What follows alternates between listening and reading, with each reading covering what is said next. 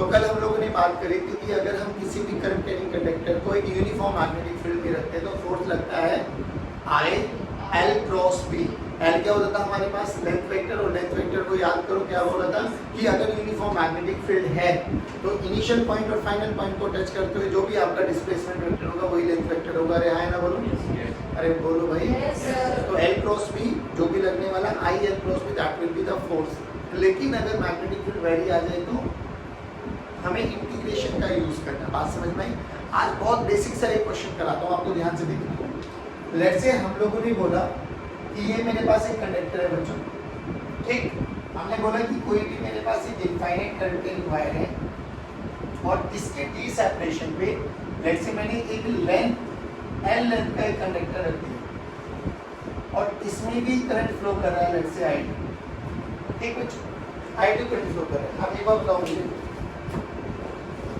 क्या ये पहले वाला conductor is capable of applying force on second conductor?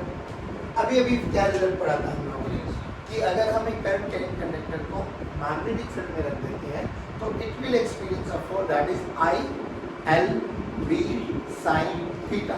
तो हमने बोला ये दो कंडक्टर है, मुझे इस पे फोर्स निकालना है, तो क्या इस ये कहीं किसी मैग्नेटिक फील्ड में रखा हुआ है? हाँ सर। किसके कारण? वन के कारण। वन के कारण मैग्नेटिक फील्ड का फॉर्मूला बोलो, इनफाइनाइट वायर है। वेरी गुड, वेरी सब बच्चे बोलो। B की वैल्यू क्या आ जाएगी? Mu naught I1 by 2 pi D। अब ध्यान से देख, इस वायर से इस वायर का हर पॉइंट ये दूरी पर है, मैग्नेटिक फील्ड जो भी है वो यूनिफॉर्म है। अरे बोल भाई। अच्छा एक चीज और बताओ, करंट मैग्नेटिक फील्ड अंदर है तो मैंने ये बोल दिया कि मैग्नेटिक फील्ड अंदर है। पहले ये बताओ, ये समझ में आया आपको? अब ये तो वही केस नहीं बन गया कि current carrying conductor is placed in a uniform magnetic field. तो बोलो फोर्स कितना लगेगा? फोर्स का फॉर्मूला देखो, force on 2 due to 1, this is I in second जिस पे लगा रहे हो फोर्स, एल क्रॉस बी। अब बी कौन सी है? फर्स्ट वाले के कारण, तो दैट इज B1। अब एक बोलो what is the angle between L and B? देखो लेंथ एरी मैग्नेटिक फील्ड अंदर है, लेंथ एरी मैग्नेटिक फील्ड अंदर है। सभी बच्चे बोलो, तो थीटा की वैल्यू, तो फोर्स का फॉर्मूला जल्दी बोलो बच्चों, I2 into L into V1। V1 की value mu naught into I1 by 2 pi D। नहीं आया बच्चों? पक्की बात? चलिए बहुत सुंदर। और sin 90 की वैल्यू 1। अच्छा अब फोर्स तो लग गया, मैग्नीट्यूड समझ में आ गया। नाउ डायरेक्शन निकालो। Mummy papa, mummy papa, mummy अंदर है, बेटा उधर है, पापा इधर। नहीं आया? नहीं तो एल क्रॉस भी लगाओ। एल क्रॉस भी देखो, अपने हाथ को रखो करंट की डायरेक्शन में, करंट देखो ऊपर जा रहा है, that is the direction of length. Magnetic field किधर है? अंगूठा देखो, तो इसमें जो फोर्स लगेगा that is in this particular direction. जल्दी बताओ ये समझ में आया नहीं आया? पक्की बात बच्चों? अब देखो यहाँ से आपसे पूछा जाता है, बिल्कुल सेम टॉपिक आएगा कि डिफाइन 1 एम्पीयर। जब भी 1 एम्पीयर डिफाइन किया जाए ना, पहले सब्जेक्टिव पेपर होता था तो आता था, अभी कॉन्सेप्चुअल क्वेश्चन भी पूछा जा सकता है, कोई बड़ी बात है नहीं। अभी बताऊंगा कैसे बनता है। बोला गया डिफाइन 1 एम्पीयर, तो अपन को ये पता है आई का फॉर्मूला होता है Q/T। Q होता है चार्ज, T होता है टाइम। तो कई बार बच्चे बोल देते हैं कि 1 coulomb charge flow in 1 second, that is 1 ampere. But खुद सोच के देखो, जब भी चार्ज कोई भी करंट वायर में से चल रहा है तो क्या हमें चार्जेस दौड़ते हुए दिखाई देते हैं? ऐसे थोड़ी ना देखो कितने तेज चार्ज दौड़ रहे हैं, नहीं नहीं इसमें कम दौड़ रहे हैं, इसमें बहुत तेज दौड़ रहे हैं, नहीं दिखाई देता। रियलिटी में हम करंट को मेजर नहीं करते, हम करंट के इफेक्ट को मेजर करते हैं। कभी वो केमिकल इफेक्ट हो जाता है, कभी वो मैग्नेटिक इफेक्ट हो जाता है, तो हम उसके होने वाले इफेक्ट्स को मेजर करते हैं। करंट कभी भी चार्ज नहीं मेजर कर पाएंगे। तो रियलिटी में आप देखो यहाँ पर कैसे डिफाइन किया गया कि यहाँ पर दो इनफाइनाइट कंडक्टर लिए बच्चों, प्लीज पे अटेंशन, दो इनफाइनाइट कंडक्टर्स। तो इसमें करंट I1 ले लिया। अच्छा चलो 1 करके चलते हैं। ये 1 कंडक्टर है, इससे डी सेपरेशन पे बोलो मैग्नेटिक फील्ड कितनी होगी सभी बच्चे? Mu naught. ये 1 कंडक्टर है तो इसको मैं V1 बोल देता हूँ। V1 की वैल्यू आ जाएगी म्यू नॉट I1। सभी बच्चे रिप्लाई करेंगे 2 पाई D। अरे बोलो भाई, मैग्नेटिक फील्ड की डायरेक्शन बोलो, अंदर बाहर? अंदर। अच्छा अब मैंने यहाँ पे क्या किया बच्चों, D डी सेपरेशन पे एक और इनफाइनाइट कंडक्टर रख दिया और उसमें जो करंट है ना वो करंट रख दिया मैंने I2 डायरेक्शन, I2, बट उसी डायरेक्शन में जिस डायरेक्शन में I1 फ्लो कर रहा था। कोई प्रेशर होने की आवश्यकता नहीं है। जल्दी बोलो क्या फोर्स आएगा? तो force on second due to first क्या सेम फॉर्म में आ जाएगा? कोई चेंज आएगा क्या? नहीं। जल्दी बोलो क्या आएगा? Mu naught I1 by 2 pi d, mu naught I1 by 2 pi d into I2 जो इस करंट चल रहा है इनटू L। अभी बताओ ये फाइनाइट लेंथ है या इनफाइनाइट लेंथ है? इनफाइनाइट। जब भी इनफाइनाइट लेंथ आती है तो हमें फोर्स निकालना चाहिए या फोर्स पर यूनिट लेंथ निकालना चाहिए? क्योंकि इनफाइनाइट है, अपन को नहीं पता ये कितनी है इसकी लेंथ, तो अपन को सबसे बेस्ट तरीका क्या है कि इसके एक यूनिट में निकाल लो कितना। अरे हाँ ये नंबर तो फोर्स पर यूनिट लेंथ निकाल लेती F2 1 बाय L। बोलो क्या आ गया? Mu naught I1 I2 by 2 pi D. सोच यहाँ पे अगर मैं L की वैल्यू को 1 मीटर रख दूँ, अगर मैं यहाँ पे L की वैल्यू को 1 मीटर रख दूँ तो क्या फोर्स वही लगने वाला? ध्यान से देखो। अरे बोलो भाई, mu naught I1 I2 by 2 pi D. That अब डायरेक्शन बोलो फर्स्ट वाला सेकंड वाले पे किधर लगाएगा फोर्स? तो मम्मी पापा बेटा यूज करते हो या L क्रॉस B करो, फोर्स लेफ्ट डायरेक्शन में आएगा, दैट इज F2। अब ये तो ठीक है, ये तो 1 ने 2 पे लगाया, बट क्या 2 के क्या भी बना 1 पे लगाने के लिए? देख ध्यान से, पहले हमने 1 रखा, 1 के कारण यहाँ पे मैग्नेटिक फील्ड निकाला जो कि अंदर आया, मैग्नीट्यूड आया V naught I by 2 pi D. फिर हमने उठा के करंट कंडक्टर को रख दिया, फोर्स लगा ये वाला, ठीक है कोई दिक्कत नहीं। अब उल्टा करूँ कि अगर मैं अब सेकंड कंडक्टर को पहले रखूं, ध्यान से बोल, सेकंड कंडक्टर में d दूरी पर मैग्नेटिक फील्ड बोलो, सभी बच्चे रिप्लाई करेंगे बच्चे। म्यू नॉट, सभी बच्चे mu naught I2 by 2 pi D. जल्दी बोलो डायरेक्शन। करंट को रखो बाहर, तो यहाँ पे मैग्नेटिक फील्ड बाहर है, बट याद रखो क्या यहाँ से हर पॉइंट दूरी पर मैग्नेटिक फील्ड बाहर ही रहेगी और क्या मैग्नीट्यूड यही रहेगा? अब मैं अगर यहाँ पर एक करंट करीब कंडक्टर रख देता हूँ, A रख दिया, सेम वही कंडक्टर रखा है, वही कंडक्टर रखा है मैंने। अब इसमें करंट I1 जा रहा है ऊपर, तो बोलो force on 1 due to 2, force on 1 due to 2, तो current in 1 L cross B2। अरे बोलो भाई पक्का? L क्रॉस, तो रखो यहाँ पर L और B में एंगल देखो, B बाहर है, L 90 डिग्री अभी भी, तो I1 L into mu naught I2 by 2 pi D. Since ये भी इनफाइनाइट वायर है तो फोर्स निकाले, फोर्स पर यूनिट लेंथ निकाले, फोर्स पर यूनिट लेंथ आ जाओ जल्दी। तो F1 2 by L mu naught I1 I2 by 2 pi D. नहीं आया बच्चों? पक्की बात? चलो एक इक्वेशन नंबर 1, एक इक्वेशन नंबर 2। डायरेक्शन निकालो जल्दी, फोर्स की डायरेक्शन। मम्मी पापा बेटा लगाओ।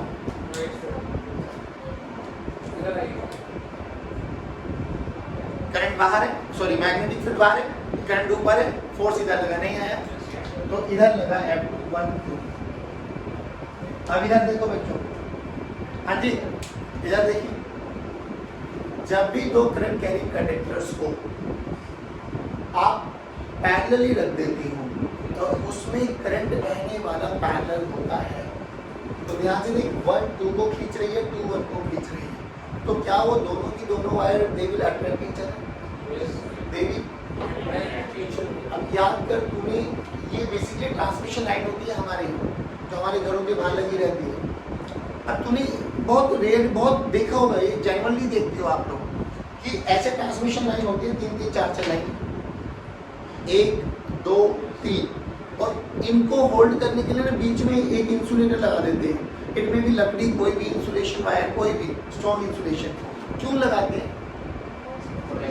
एक चीज सुनो, एक तो रीजन ये होता है कि अगर आंधी तूफान आ जाए तो ये आपस में हिले डुले तो आपस में स्ट्राइक ना करे, अगर एकदम चिपक गया तो स्पार्क होगा, हमारी इलेक्ट्रिसिटी खत्म हो जाएगी। दूसरा रीजन ये होता है कि जब ये दो वायर चल रही है, दोनों में करंट चल रहा है, तो रियलिटी में क्या होगा, सेम डायरेक्शन में जाएगा तो ये अट्रैक्ट कर सकते हैं। अरे हाँ ना बोलो, अगर अट्रैक्शन कर सकते हैं तो इनमें भी शॉर्ट सर्किट होने के चांसेस होते हैं। मैंने ये बताओ समझ में आया? एक चीज और, अब यहाँ से ना ये जो फोर्स पर यूनिट लेंथ आया, that is mu naught I1 I2 by 2 pi d। थोड़ा सा चेंज कर देते हैं इस वाले फॉर्मूले में।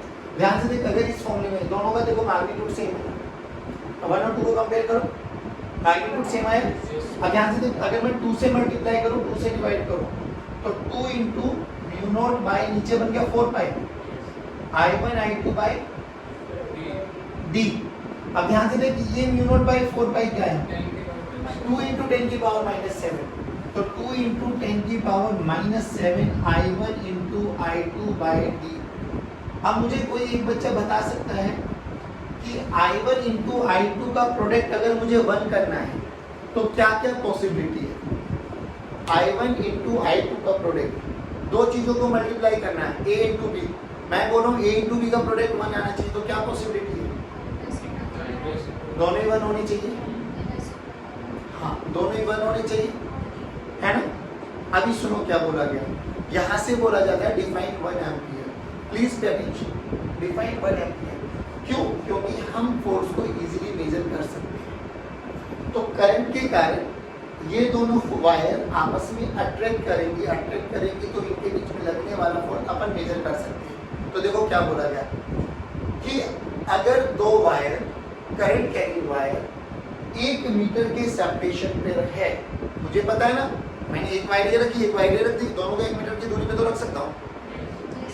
हाँ, तो डी की वैल्यू 1 कर दी, और उनके बीच में लगने वाला फोर्स पर यूनिट लेंथ अगर 2 into 10 की पावर -7 न्यूटन पर मीटर हो जाए, तो उस समय जो करंट बह रहा होगा दैट इज 1 एम्पियर। नहीं समझ में आया, दोबारा सुनो।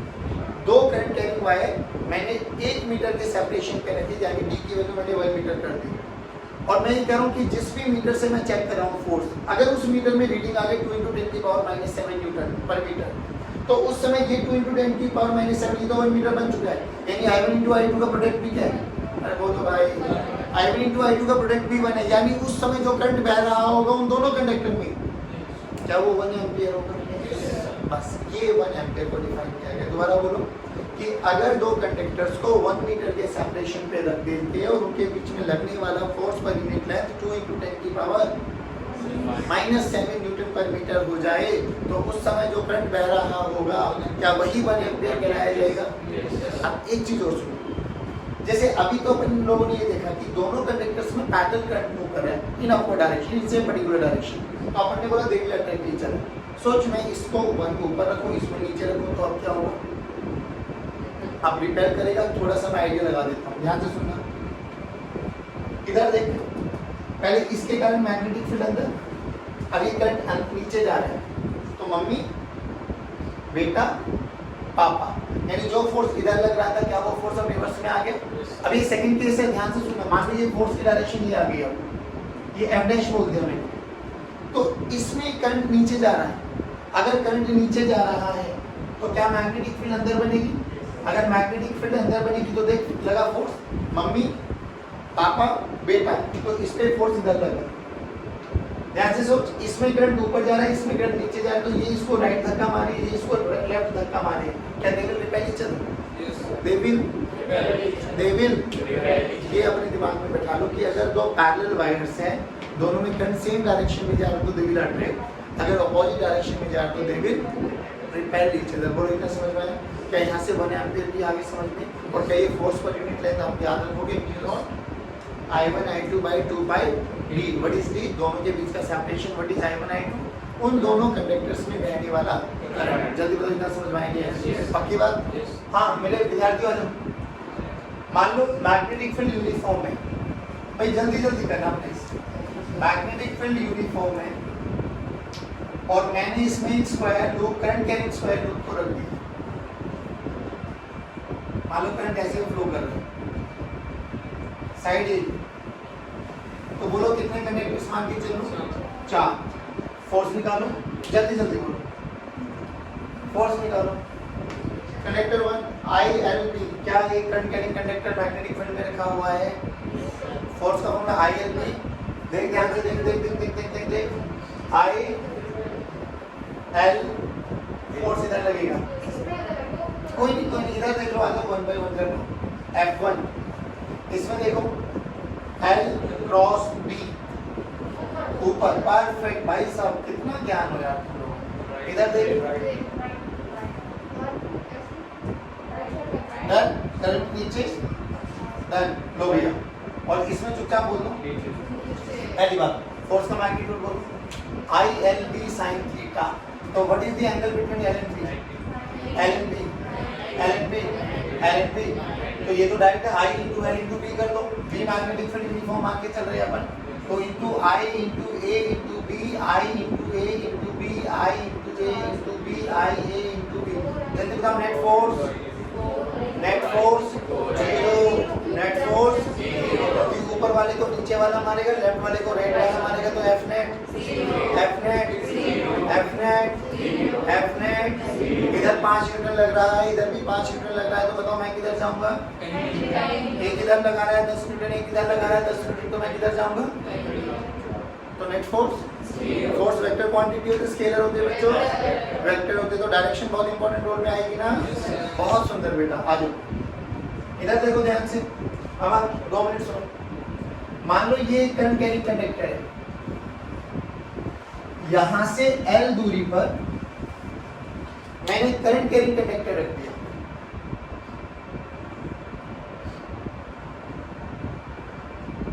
जिसकी लेंथ ये है। अब बोलो फोर्स, एक करंट कैरिंग वायर इनफाइनाइट, और इसके यहाँ से L दूरी पे एक मैंने करंट कैरिंग कंडक्टर रख दिया, तो फाइंड आउट मैग्नेटिक फील्ड। पहले बताओ मैग्नेटिक फील्ड कैसे है, वेरिएबल या कांस्टेंट? तो डायरेक्ट इंटीग्रेशन बोल कैसे करें? x पे जाके, x पे जाके, तो x पे जाके dx का एक छोटा सा मैंने एलिमेंट चूज कर लिया, ठीक। मैग्नेटिक फील्ड बोल किसके कारण? अंदर। पहली बात तो x दूरी पे कितना लगेगा? b equals to mu naught into i by 2 pi x। जल्दी जल्दी बताइए, समझ में आया? अब ध्यान से देख, यहाँ पे dl का काम dx करने वाला है, तो छोटा सा फोर्स कितना लगा? i into dx cross b। अरे बोल भाई, what is the angle between dx cross b? b की वैल्यू अंदर है, dx इधर है, करंट इधर जा रहा है 90 डिग्री, तो बोलो छोटा सा force i into dx into b। बोलो जल्दी, i इनटू b की वैल्यू लिखो, म्यू नॉट i बाय, इसमें एक काम करो, इसको i1 बोल दो और डिफरेंशिएट करने के लिए इसको i2 बोल दो, ठीक है बच्चों? तो दैट इज i2 और ये i1 हो जाएगा आपके पास, और डिवाइडेड बाय बोलो कितना आएगा? 2 पाई x इनटू dx। अभी एक बार बताओ, क्या यहाँ पे छोटे छोटे एलिमेंट अगर चूज करेंगे तो सब में ऊपर फोर्स लगेगा? फोर्स की डायरेक्शन बोल, मम्मी बेटा पापा, मम्मी बेटा पापा, मम्मी बेटा पापा, यानी सबका फोर्स ऊपर ही लग रहा है।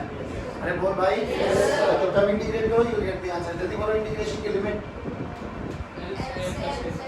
L से, क्योंकि यहाँ से ये वाला पॉइंट a L दूरी पर है और यहाँ से ये वाला पॉइंट L प्लस, तो L से L प्लस a। जल्दी बताओ आएगा नहीं आएगा? डन है भाई, अब की बात, कौन दिक्कत? सही में। अब देख इसी का कर लो भी, तो dx by x होता है log of x। अरे बोल भाई, श्योर। अब एक और क्वेश्चन करो, मान लो वही करंट I1 इनफाइनाइट वायर है, और अब मैंने एक स्क्वायर लूप रख दी बच्चों, यहां से L दूरी पर ऐसे साइड ले लिया मैंने A, ठीक है, डन। और इसमें जो करंट फ्लो कर रहा है लेट्स से I2, आराम से सुनना, बिल्कुल तसल्ली से, डन। कितने कंडक्टर है बच्चों? 4। तो conductor number 1, conductor number 2, conductor number 3, conductor number 4। पहले एक कॉमन सेंस वाली बात बताना, क्या I1 से कंडक्टर नंबर 1 L दूरी पर ही रहेगा? L प्लस A, यहाँ पे magnetic field you know I2 by 2 pi L, यहाँ पर you know I2 by I1 by 2 pi L plus x a, जो भी है बात समझ में। बट जो इनके बीच में लगने वाला फोर्स है, देखो ये वाला और ये वाला बिल्कुल सेम वही आ गया भाई। देखो ना, अगर मैं इन दोनों को हटा दूं, हेलो, अगर मैं इन दोनों को हटा दूं तो ये वाला केस और ये वाला केस सेम ही तो आ रहा है। पक्की बात है, सेम फोर्स आएगा, इधर भी सेम फोर्स आएगा, इधर भी। क्या बट डायरेक्शन चेंज आ जाएगी। x दूरी पर ले, x दूरी पर मानो एक छोटा सा एलिमेंट, बोलो इस पे डायरेक्शन, मैग्नेटिक फील्ड अंदर है, ठीक, फोर्स इधर ऊपर, यहाँ पे भी मैग्नेटिक फील्ड इधर है, हाँ यहाँ ऐसे नीचे। तो ध्यान से देख, ये ऊपर लगेगा और ये नीचे लगेगा, ये तो कंफर्म न्यूज आ गई है कि फोर्स का मैग्नीट्यूड यही होगा, जितना ऊपर लगेगा उतना क्या they will cancel out each other. अब मुझे इतना बता दो, क्या ये जो करंट कैरिंग सर्कुलर या जो आपके स्क्वायर लूप है, क्या ये यही रहेगा या मूव करेगा?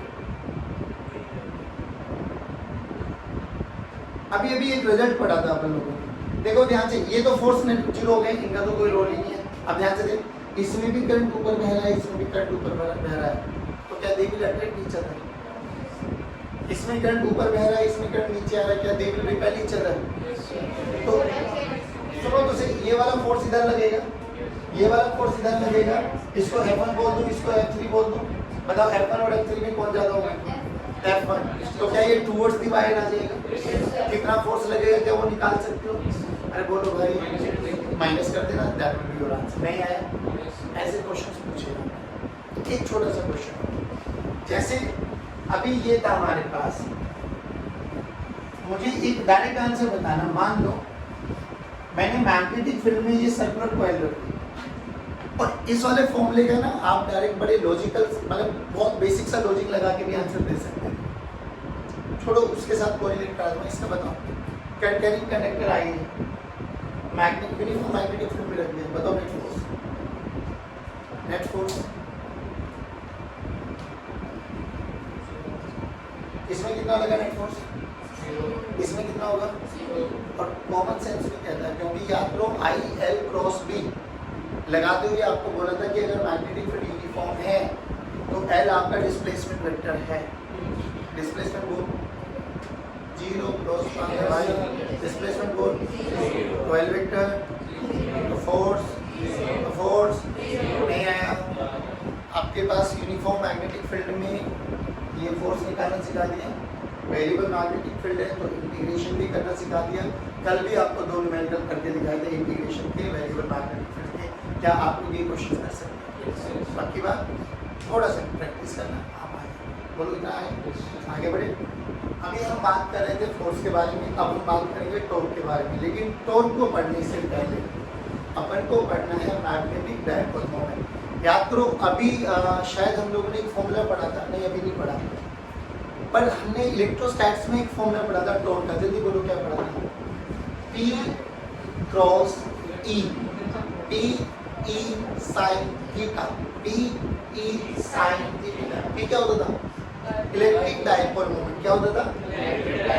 इलेक्ट्रिक डायपोल मोमेंट का फॉर्मूला ये बताइए, उन्नति जल्दी बताओ। एक पॉजिटिव चार्ज होता था, एक नेगेटिव चार्ज होता था, दोनों के बीच का सेपरेशन P होता था, तो Q इंटू D। डायरेक्शन बोलो negative to represented by P vector. बाकी बात, अब मेरी बात सुनो, एक छोटी सी कहानी सुनाता हूँ। जानकर हम लोगों को ये तो समझ में आया कि कोई भी करंट कैरिंग सर्कुलर वायर या करंट कैरिंग लूप या करंट कैरिंग वायर या करंट कैरिंग कंडक्टर कैपेबल होता है मैग्नेटिक फील्ड बनाने की।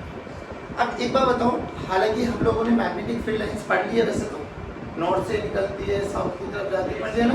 अरे बहुत सुंदर। आ जाओ एक बार यहाँ बनाओ, ये मान लो एक मैग्नेट है, मैग्नेट का नॉर्थ, मैग्नेट का साउथ। मैग्नेटिक फील्ड लाइंस बनाना है एक बार, यहाँ से नॉर्थ से बाहर निकलते हुए साउथ की तरफ, और साउथ से सेम ऐसे ही ऐसे इधर से जाएगी।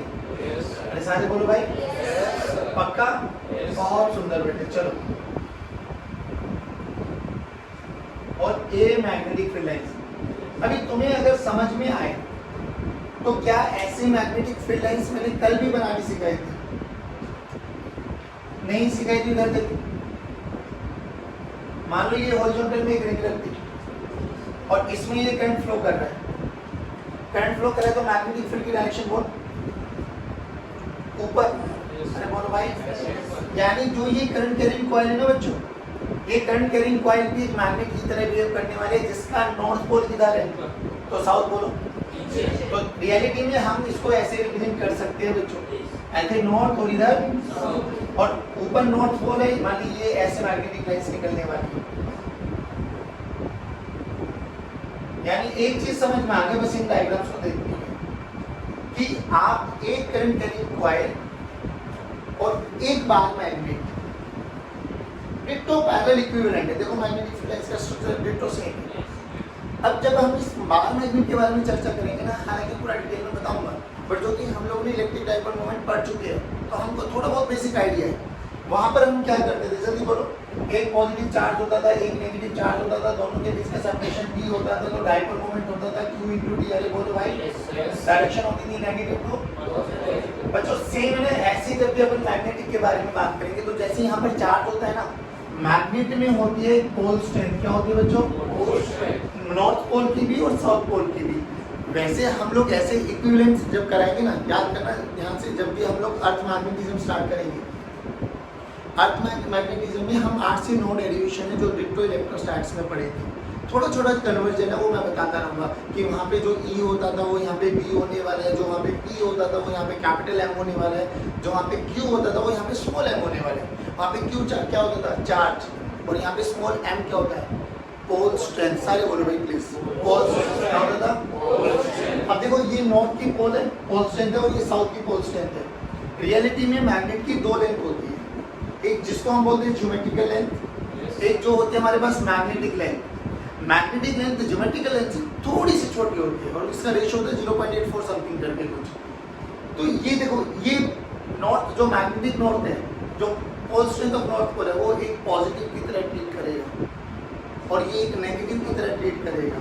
बात समझ में आई। इनके दोनों के बीच का सेपरेशन मान लो d, तो बोलो मैग्नेटिक डाइपोल मोमेंट क्या हो गया, F into d। क्या हो गया, अब magnetic dipole moment is represented by capital M, तो कैपिटल M का फॉर्मूला बोलो स्मॉल m into d, और डायरेक्शन बोलो, यहाँ नेगेटिव टू पॉजिटिव होती थी, वहाँ पे साउथ टू नहीं आया। जल्दी बोलो, कैपिटल M का फॉर्मूला छोटा m into और साउथ से।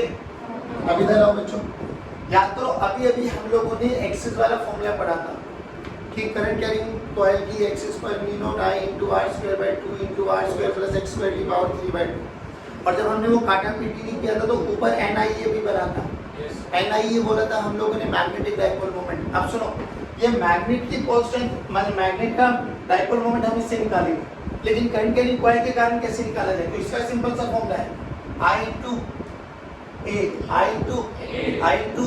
मैग्नेटिक डाइपोल मोमेंट एक वेक्टर क्वांटिटी होती है। अरे हाय ना बोलो, अरे हाय ना बोलो, अरे हाय ना बोलो, बहुत सुंदर। I into A उसका फॉर्मूला होता है। अब बात आई, I तो हमें पता लग गया करंट फ्लो जो भी कर रहा होगा कॉइल में। एरिया स्केलर है या वेक्टर है, स्केलर है वेक्टर है, तो एरिया की दो डायरेक्शन पॉसिबल हो सकती है। मान लो कॉइल है, ये कॉइल है, तो एरिया वेक्टर ये भी ले सकते हो और एरिया वेक्टर ये भी ले सकते हैं। नाउ अब इसमें थोड़ा सा कंपल्शन है कि एरिया वेक्टर एक ही पर्टिकुलर डायरेक्शन में लेके चलना पड़ेगा, और उसके लिए आपको अपने सीधे हाथ की उंगलियों को करंट की डायरेक्शन में घुमाना पड़ेगा। जिधर करंट की डायरेक्शन, जिधर अंगूठा आ रहा होगा वही एरिया वेक्टर, वही मैग्नेटिक डाइपोल मोमेंट की डायरेक्शन।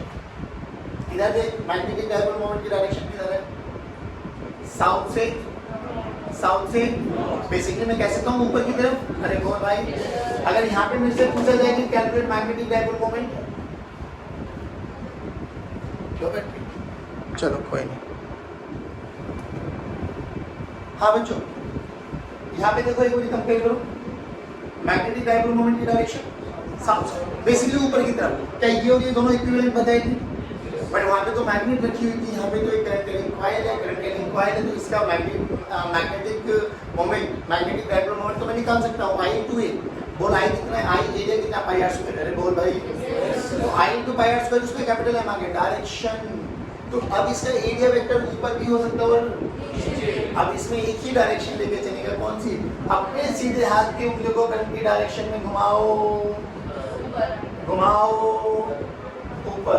तो ध्यान से देख, दोनों ऊपर है, अरे दोनों ऊपर है तो साउथ से नॉर्थ, और इसमें भी एरिया वेक्टर की डायरेक्शन वही लेके चलेंगे जिस डायरेक्शन में आप अपनी उंगलियों को घुमाओगे करंट की डायरेक्शन में। अंगूठा ऊपर नहीं आया, क्या मैग्नेटिक डाइपोल मोमेंट समझ में आया? पक्की बात। अब एरिया एक वेक्टर क्वांटिटी होती है तो हमें वेक्टर प्रोडक्ट आना चाहिए। ध्यान से सोच, आराम से सुन। मान लो ये मेरे पास एक प्लेन है, this is x, this is y and this is z। यहाँ पे मैंने एक प्लेन वो रखा x स्क्वायर,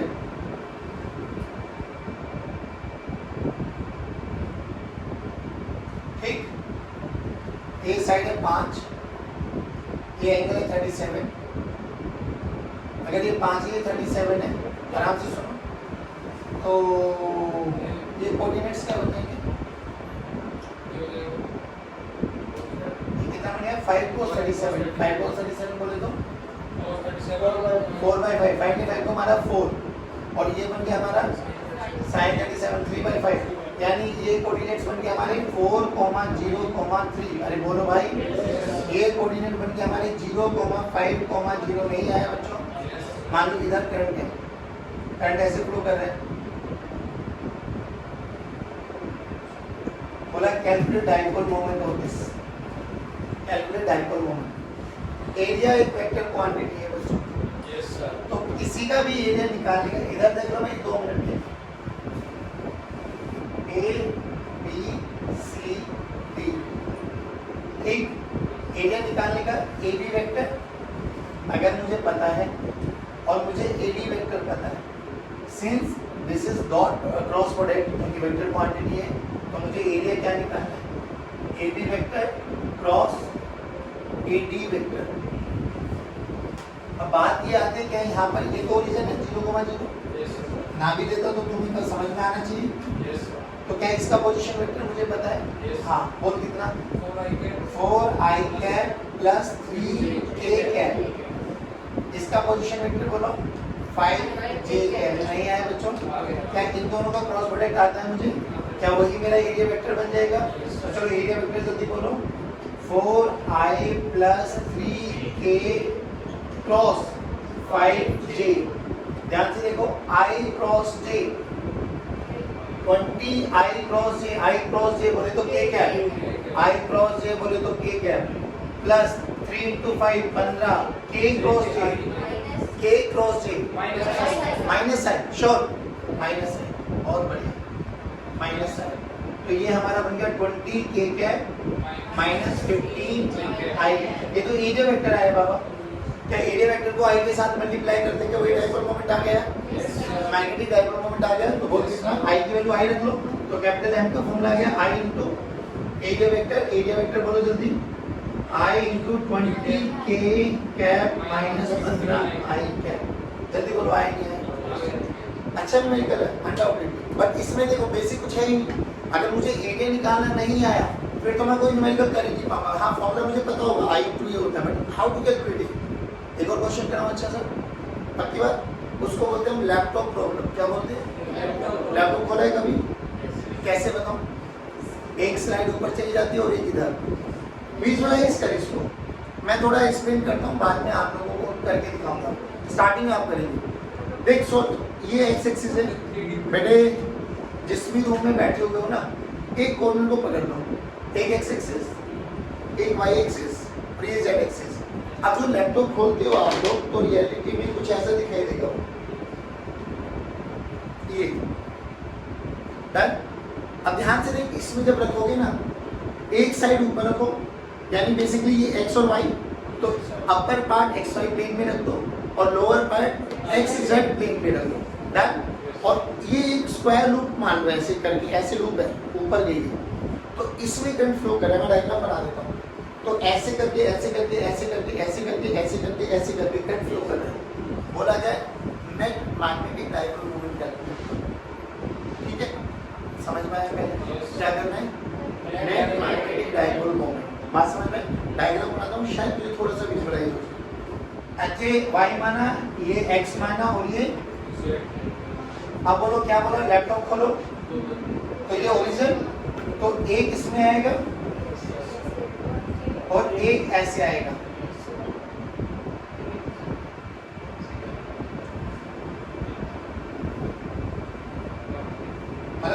बनेगा? डन? ऐसे तो बनेगा। अब इसमें करंट चला आई,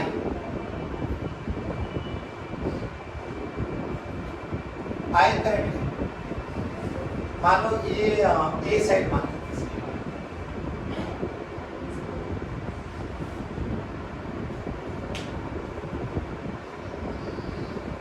Then please make sure current ऐसे फ्लो कर रहा है, इसमें करंट नहीं है। ये बना डायग्राम, बोला गया find out net magnetic diagram. बेटा प्लीज पे अटेंशन, इधर देखो। सही बोला जैसे आप लोगों ने आइडिया लगाया कि ऊपर वाले का निकालो नीचे वाले का निकालो, बट बात ये थी कि हमारे इसमें करंट नहीं है, तो इसको ना हमेशा ऐसे क्या करो, दो अलग अलग प्लेनर लूप बना लो। क्या बना लो? अब बात यह है कि सर इसमें तो है ही नहीं। अबे इसमें नहीं है तो सोच के देखिए, क्या मैं इसमें मान सकता हूँ कि एक करंट इस डायरेक्शन में फ्लो कर रहा है? आराम से सुनिए, और एक करंट मैंने इस डायरेक्शन में मान लिया। देख जितना करंट गया उतना ही आया, तो नेट जीरो हो गया। इसका फायदा क्या हुआ? फायदा ये हुआ देख यहाँ से करंट ऊपर वाली, ये तीन ब्लैक और एक रेड वाली, तो एक लूप बना। इसका एरिया तो आता निकालना, बोलो कितना? a स्क्वायर कितना है? a square. That current I flow कर रहा है, तो इसका मैग्नीट्यूड ये आ गया। लेकिन how to calculate direction of area vector? तो करंट को दौड़ाओ अंदर, अंदर बोले तो माइनस के क्या नहीं है बच्चों? बोलो भाई, इधर देखो, क्या ये हरे वाली को मिला के ये कंप्लीट प्लेनर लूप बन गया। अब ये प्लेनर लूप ध्यान से रखना कौन से प्लेन में है? एक्स और जेड पे। अब एक्स और जेड में करंट कैसे चल रहा है? नीचे बोले तो y एक्सिस के नीचे है माइनस वाई, तो क्या ये भी i into A square minus J क्या बना? अरे बोलो भाई, तो क्या ये m1 बोल सकता हूँ इसको? क्या इसको m2 बोल सकता हूँ? क्या net magnetic dipole moment is nothing but m1 vector plus m2 vector? बोल भाई, m1 वेक्टर और m2 वेक्टर में क्या चीज कॉमन है? i इंटू क्या ये बना माइनस के कैप माइनस जे कैप? क्या यही आंसर है मेरे प्यारे बच्चों? क्या मैग्नेटिक डाइपोल मोमेंट आगे निकालना? कैसी भी शेप दे दूं, कैसा भी दे दूं, 3D दे दूं, 4D मतलब 3D दे दूं, 2D दे दूं, क्या तेरे लिए इजी रहेगा? i इंटू ए में कौन सा है डायरेक्शन? अपने सीधे हाथ को करंट की डायरेक्शन में दौड़ाओ, जिधर अंगूठा होगा क्या वही एरिया वेक्टर की डायरेक्शन लेके चलोगे? क्या वही मैग्नेटिक डाइपोल मोमेंट की डायरेक्शन होगी? चलिए बच्चों आज की लेक्चर में यही समाप्त करते हैं। जय हिंद, गॉड ब्लेस यू।